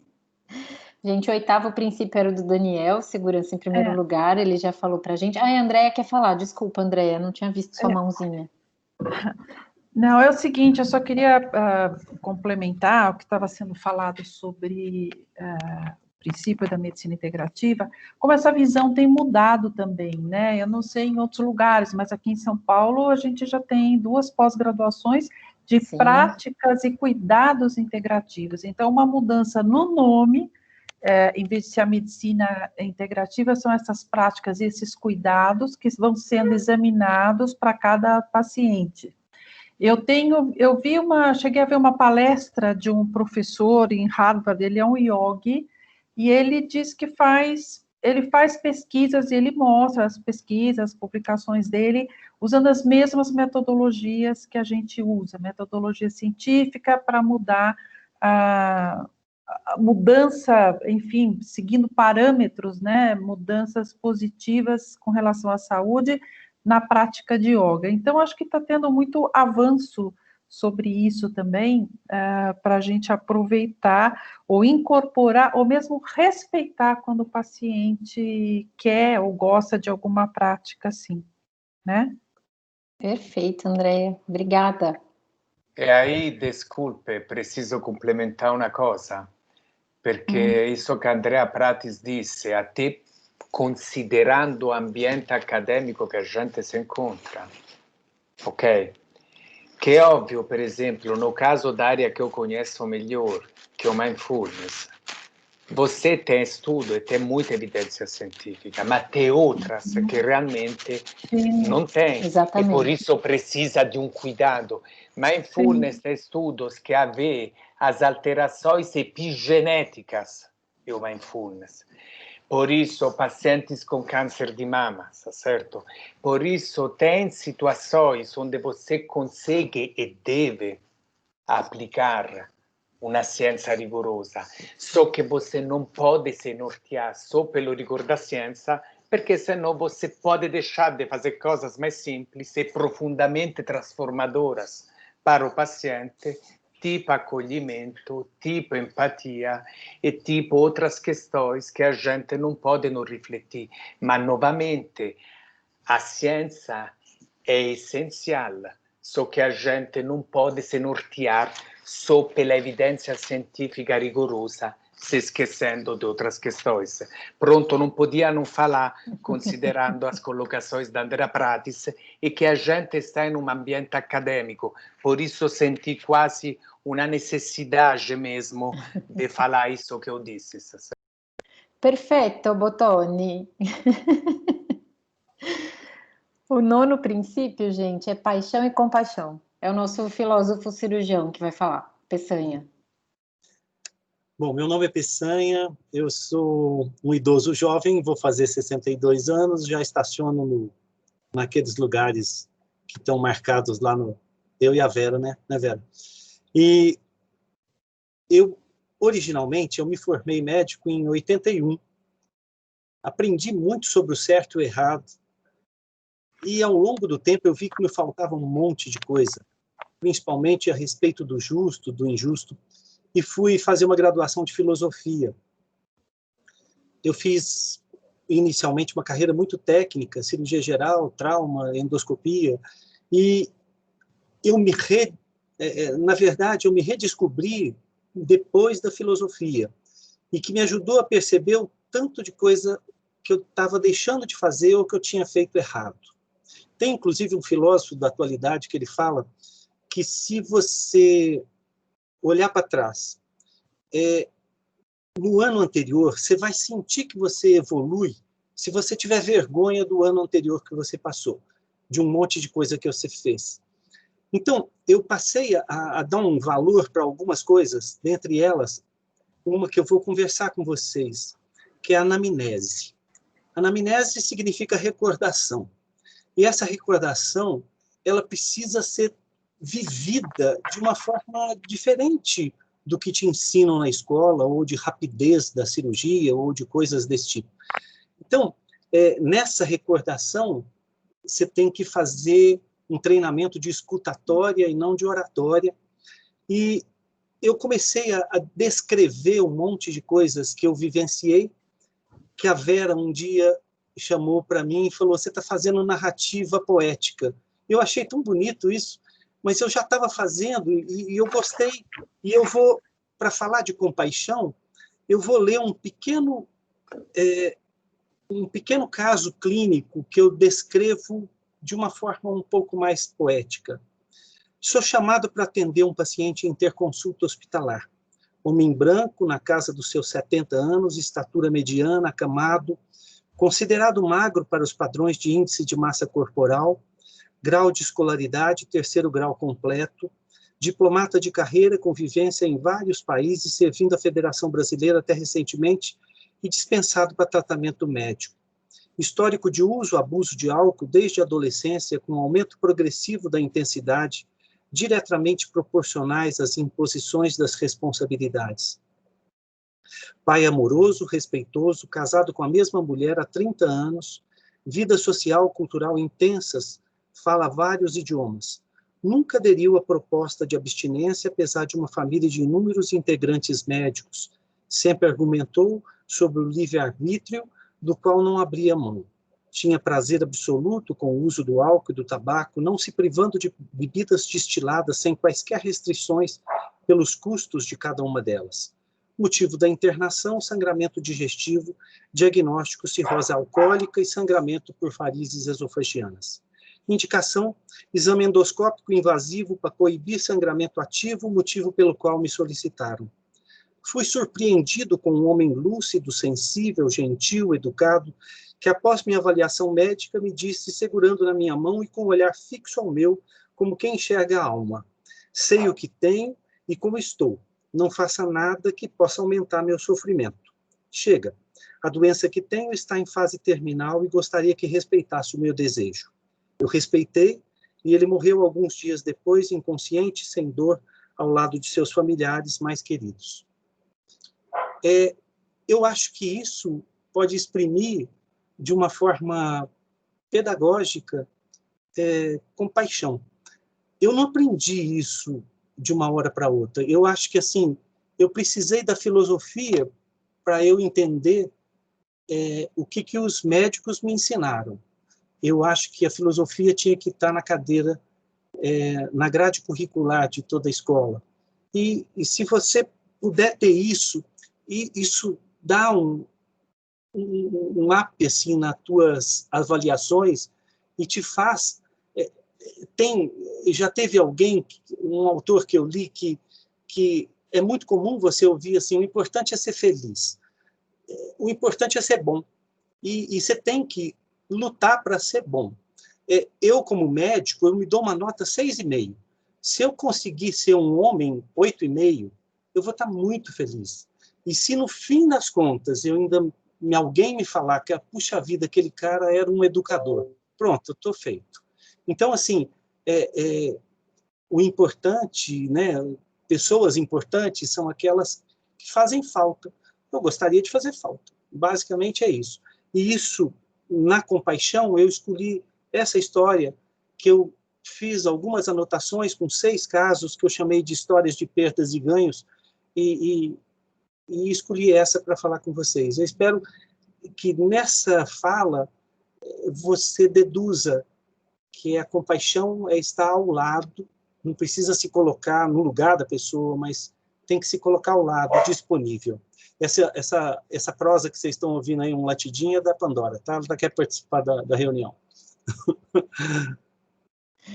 A Pandora participa de todas as reuniões. E eu agradeço muito a possibilidade de ter exercido a possibilidade de um educador, porque eu acho muito legal, a vida acadêmica é bacana, e falar para acadêmicos e dar um toque do que é importante para a gente nessa trajetória. Provavelmente, eu acho que assim, a Slow Medicine permite que a gente encontre as pessoas são diferentes. Eu acho que isso é o mais legal, mas não tem nenhum desigual aqui. Então, assim, é o diferente. Eu adoro ser diferente. E eu achei minha praia aí, bem legal. Obrigado. Que lindo, Peçanha. Compaixão é isso mesmo, né? A hora que você fala, toca o coração, né? A gente escuta você falar, a gente sente aquele quentinho, né, no meio do peito. Isso é compaixão. É a base mais básica da medicina. Se a gente não tivesse compaixão, ou seja, se a gente não se importasse com o sofrimento do outro, não tinha nascido a medicina, né? Por isso que não tem médico no reino animal, talvez, não sei. Talvez tenha, sei lá. Mas é a base mais fundamental da medicina, né? E o que eu acho que é mais legal é que compaixão você pode aprender. Você pode se treinar para ser mais compassivo com seus pacientes e ser mais empático, né? E isso não só com o tempo, mas você pode ver os seus colegas sendo, seus professores sendo, você falar desse jeito que esse cara falou, eu nunca quero falar com um paciente meu. Você se preocupar quando você escuta um feedback de um paciente falando mal de um colega e você pensar, eu nunca quero que alguém fale mal assim de mim. Eu quero ser outra pessoa na vida dos meus pacientes. Isso é exercitar compaixão, né? Se preocupar em ser o melhor que você pode para aquela pessoa que está na sua frente, né? Eu acho que você resumiu de um jeito lindo no seu caso. Obrigado. Fala, Jaque. Tem uma frase muito bonita, só para complementar, que se chama: quando o amor altruísta passa sob o prisma da empatia, torna-se compaixão. Acho que resume um pouquinho. Assim. Lindo! Ripeti, por favor, que eu quero escrever. É do Matthew Ricard. Quando o amor altruísta passa sob o prisma da empatia, torna-se compaixão. Lindo. É duro, né, Arthur? A gente tem vários filósofos aqui na Slow, sabe? É difícil de lidar com essas pessoas, sabe? Não, é difícil você lidar com você mesmo. Você escuta isso e você começa a se colocar, né? O pior é isso, quando você começa a escutar esse tipo de coisa, nesses momentos, você não pode estar com a câmera aberta. Eu tô me olhando aqui, eu não posso expressar o sofrimento bom. O sofrimento bom de escutar isso e pensar e refletir. Isso sim que é a educação e é a pedagogia que a gente precisa. Que é a maneira de você jogar para o outro, com essa compaixão, tudo aquilo de difícil que talvez esteja com ele. E você tem que ter essa pedagogia, esse senso de Paulo Freire de não ser o portador e o outro receptor. Não, você, na verdade, só joga uma palha em cima do fogo que já está ali. Acende aquele fogo que já está no outro. Todos já sabemos de tudo, só não sabemos o que sabemos, né? Isso. E para encerrar, gente, o último princípio da Slow fala do uso parcimonioso da tecnologia. Quem vai falar é a Suzana, que é a nossa endócrino do coração. Olá, pessoal, boa noite. Bom, meu nome é Suzana, eu sou endocrinologista, estou no Slow há uns 3 anos. Eu já perdi a noção do tempo, que o tempo foi tão intenso que eu desisti de mensurá-lo.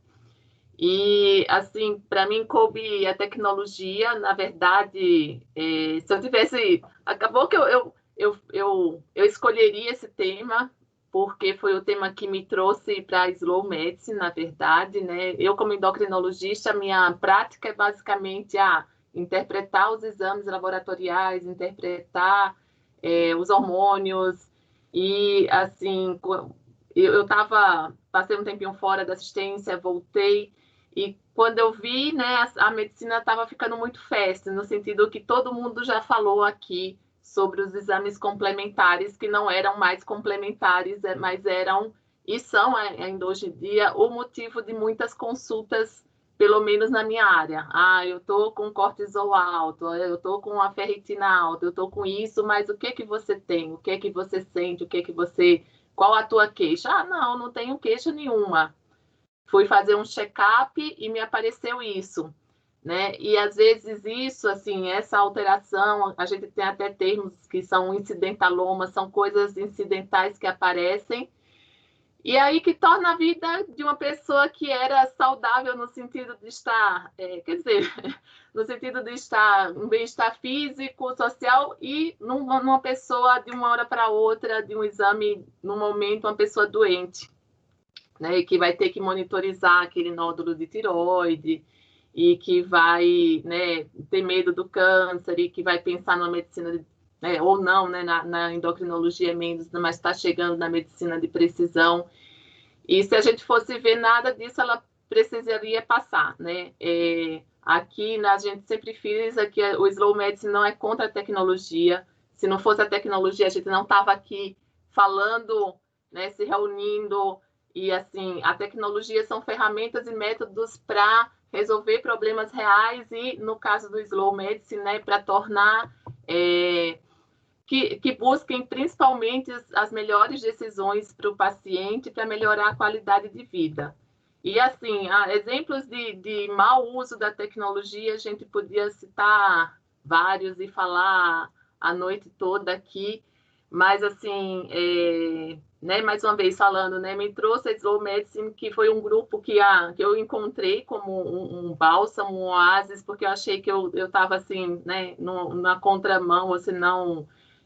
sozinha nesse pensamento de, poxa vida, onde ficou, né, os exames complementares, a anamnese, as queixas, tudo se resumia a números e e riscos, e genes, etc. E assim, também vim, né, como o Peçanha comentou, de uma formação muito técnica. Eu sou muito técnica, não sou filósofa, bebo da filosofia de todos aqui, né? Fiz até o doutorado na medicina de precisão da complicação microvascular do diabetes. Eu via, né, que se ele não estava entendendo o que a gente estava falando, a hemoglobina glicada não ia cair.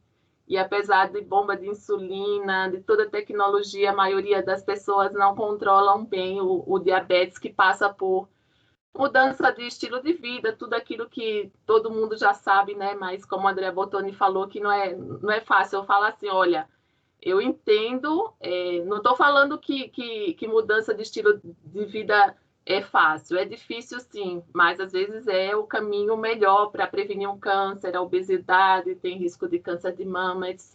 E não adianta fazer mamografia todo ano se você, né, não está prevenindo no sentido de ver os fatores de risco.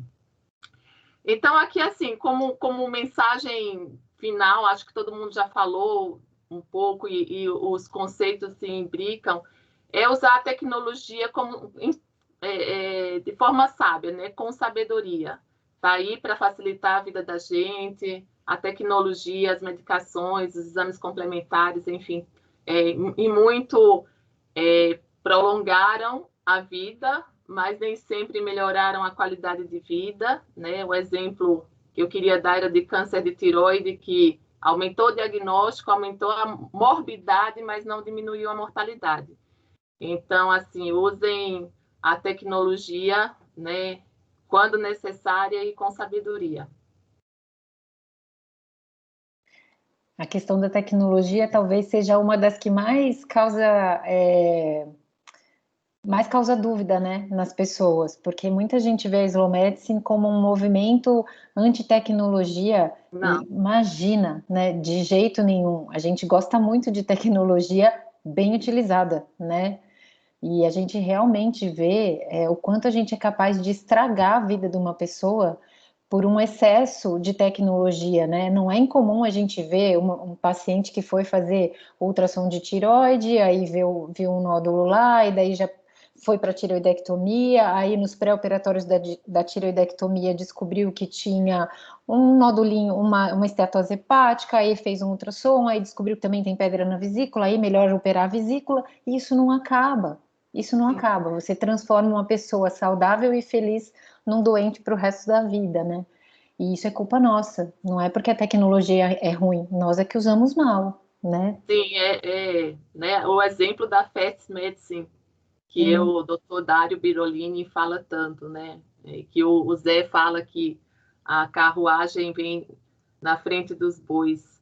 Né? Mas a gente não é contra a tecnologia, a gente usa bastante, todos nós, né, temos uma formação tradicional, mas acho que o incômodo é esse, né? O quanto que o excesso, o abuso de tecnologia prejudica.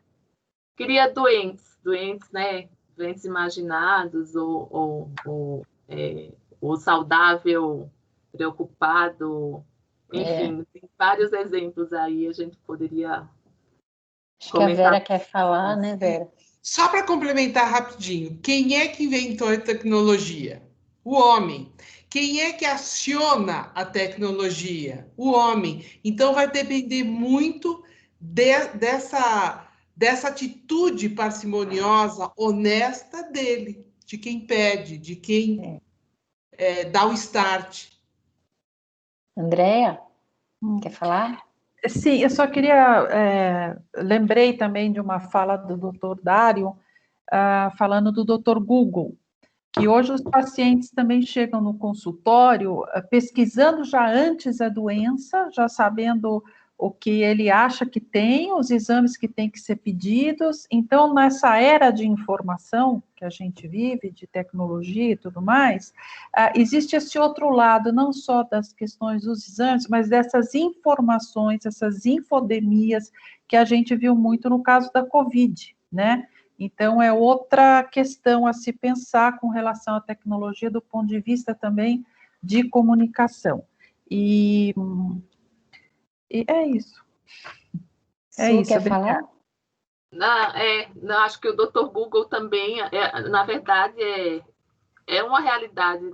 Dr. Google, telemedicina, a tecnologia também, no diálogo entre médico e paciente, né? O médico já não é mais, quer dizer, a gente, na verdade, tem que lidar com o paciente não sei, bem nivelado em relação às informações. Isso é um grande desafio, mas é uma coisa que veio para ficar, né?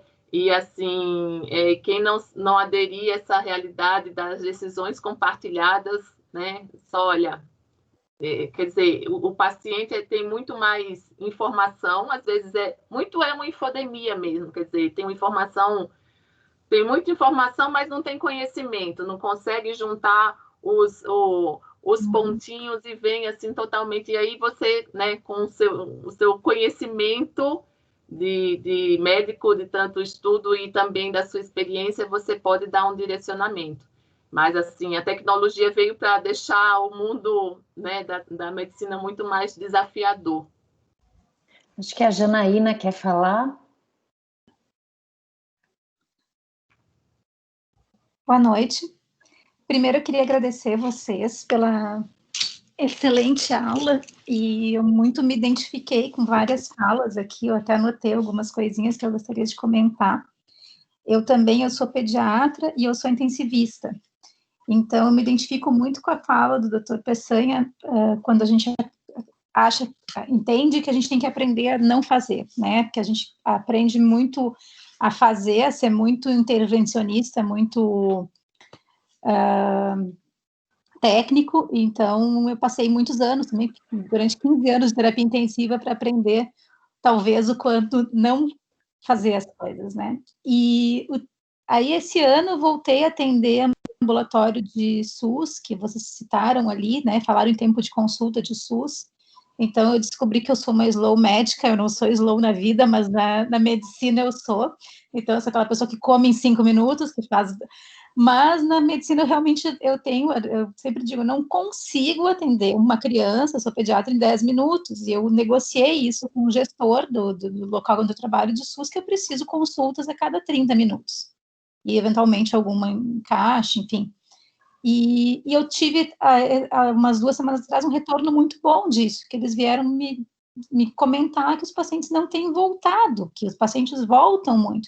Então, assim, esse nosso tempo de conversa é um tempo de prevenção, é um tempo de que realmente os pacientes saem, as mães, a família sai esclarecida e sabe quando retornar, sabe o que fazer em determinada situação.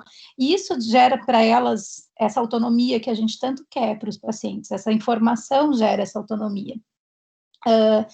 E outro tema que eu acho importante, assim, é a gente não perder oportunidades com os pacientes, porque às vezes eles vêm por uma queixa, mas a gente percebe que tem outras coisas por trás, ou por trás dessa queixa, ou por trás do que está acontecendo na vida. Vou dar o exemplo de uma menina que eu atendi essa semana, que veio num encaixe por uma otite, uma otalgia, mas a menina com 7 anos está pesando 60 quilos. Então, fiquei ali pensando, eu vou abordar essa obesidade mórbida, essa criança, eu dei um jeito de, pela beirada, fazer com que ela volte daqui uns dias, conversei um pouco com a mãe, e já conversei com o endócrino, pediatra, nosso amigo, dizendo, preciso muito te encaminhar uma criança, é SUS, expliquei a situação, ele, não, me manda, então, assim, já tenho todo o planejamento para ela, porque eu sinto que a gente precisa ajudar essa criança, eu não posso esperar ela voltar daqui a 2 anos comigo, talvez com 10 quilos a mais. Então, a gente não pode, acredito eu, que a gente não pode perder essas oportunidades de ajudar os pacientes quando essa oportunidade está na nossa frente ali, né? E outra coisa que vocês falaram, eu lembrei de uma fala do Volney Garrafa, que ele teve aqui na Univale ano passado, falando com a gente, quando vocês falaram que o CEP determina a sobrevivência do paciente.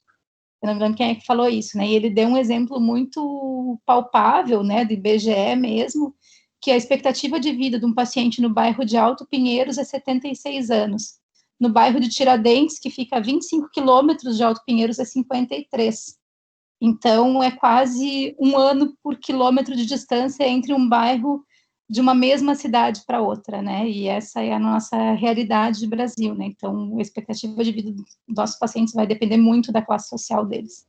Mas, enfim, era isso. Eu queria agradecer vocês. Muito, muito, muito obrigada. Acho que foi muito legal para todos nós. Acho que os alunos super aproveitaram. E era isso. Obrigada. Obrigada, Jana. Nossa, a gente tem muito que agradecer aqui. Realmente foi muito rico. Arthur, não sei se você quer falar mais alguma coisa, fechar. Acho que a Andréia quer falar. Eu vou falar rapidinho, o Arthur entra. Eu queria agradecer Andrea, mesmo. desculpe, mas tem mais alguém da equipe deles. Acho Ai, verdade. Adriele também. Não, pode verdade, ficar à vontade. Pode ficar à vontade para falar, que eu só vou querer dar um fechamento em nome da Liga mesmo. Até também aproveitar e desculpa, André, mas, tipo, se as pessoas, se os alunos quiserem conversar alguma coisa, só colocar ali na mãozinha, não sei se eles podem, né, pedir a licença para conversar, para perguntar as dúvidas que vocês possam ter tido no meio da conversa.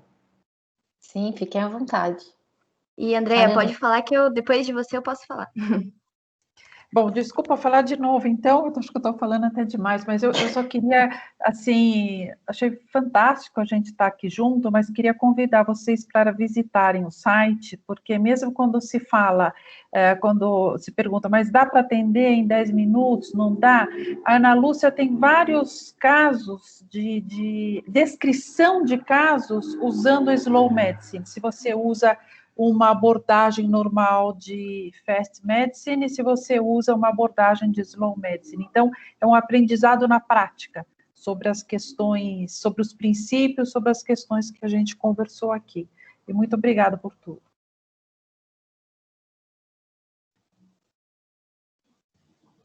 Então, eu não lembro quem... Eu tenho um problema de memória que é muito complicado, mas alguém estava conversando sobre a epidemia do Dr. Google.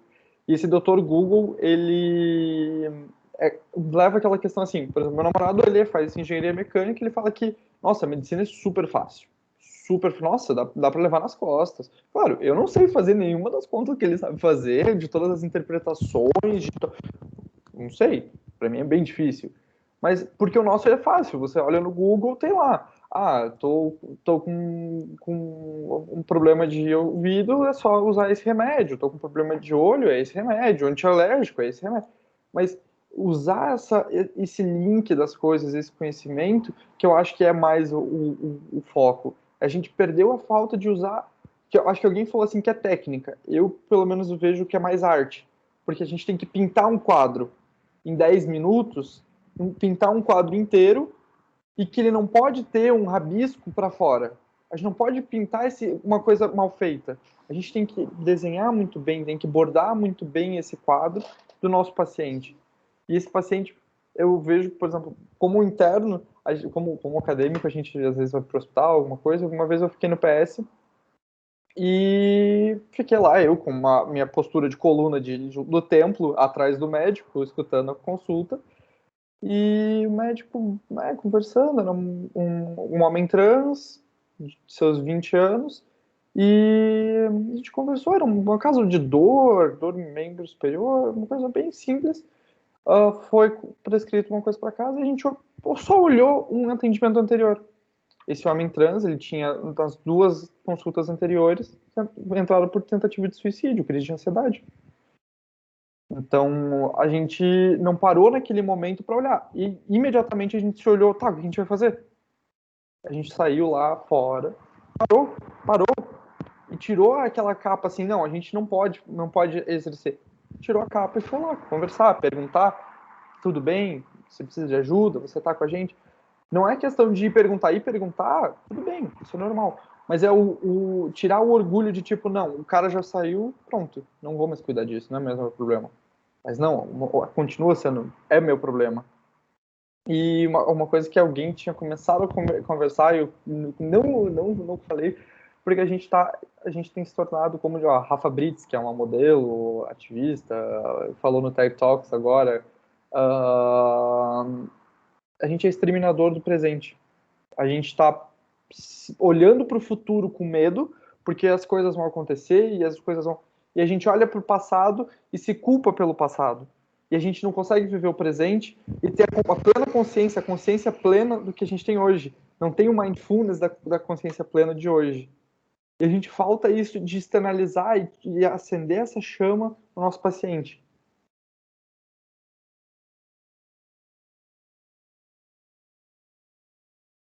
Acho que era isso.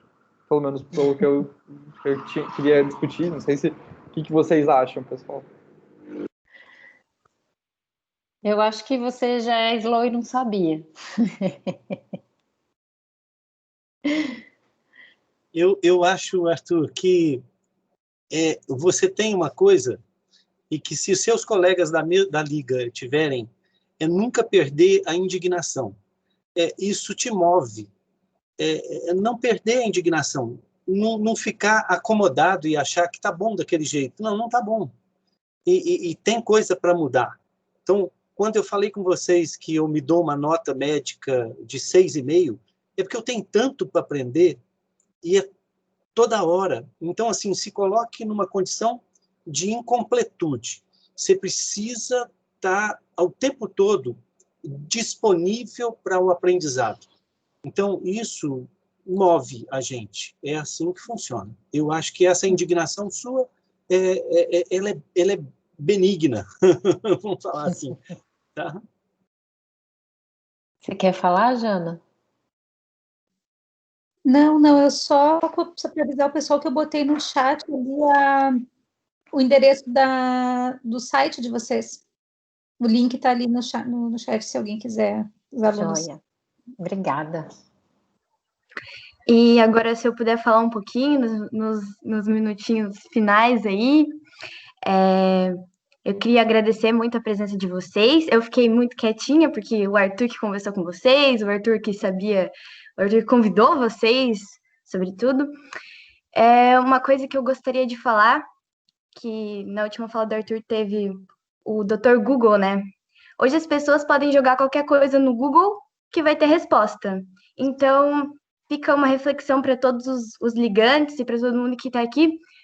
Se a pessoa pode fazer isso e descobrir a resposta, por exemplo, de um problema médico, você acha mesmo que ela vai procurar um médico só para saber dessa patologia dela? Então, era isso que eu queria deixar. E também que no primeiro encontro da Liga, que foi uma aula magna, né? Eu falei que a gente aprende na faculdade tudo que é técnico, aprende como que faz uma coisa, como que faz outra, procedimentos, mas que na humanidades a gente aprenderia como entender esse paciente, qual é a culpa que aquele paciente tem por ter a insulina, por ter o açúcar alto no sangue, por exemplo, né? E eu acho que é isso, essa aula que vocês deram foi exatamente isso, foi exatamente o que a Liga sempre quer propor. Então eu agradeço do fundo do meu coração, eu fiquei muito, muito, muito feliz com todas as falas, fiquei encantada com tudo. Parabéns, pessoal, pelo trabalho de vocês. E só para ressaltar uma coisinha, por mais que exista a revolução tecnológica, a maior revolução ainda é a humanização. Não percam o brilho no olhar e essa postura compassiva que vocês já têm. Abrimos as câmeras e batemos as câmeras, os microfones e batemos as palmas. Também convidar todo mundo a abrir as câmeras. Abram as câmeras agora, pessoal que está aí, para a gente tirar uma foto, para registrar esse momento. Puxa, para mim não aparece, viu? Para mim também não. A gente pode postar depois lá no foto. Insta, daí marca todo mundo. Isso. Sim. Abram todas as câmeras, ligantes, professores, pessoal do Slow, todo mundo. O Teams pelo menos aguenta. Por isso que é uma boa plataforma. Mas, gente, agradecer. Isso é gratidão, sabe? É gratidão pelo quanto vocês estiveram aqui, o que vocês fizeram, o que vocês... Todo esse momento, porque o movimento ele não se faz só pelo tempo. O tempo, ele ajuda as coisas, mas a gente precisa de pessoas. Se a gente não encontra pessoas e fala...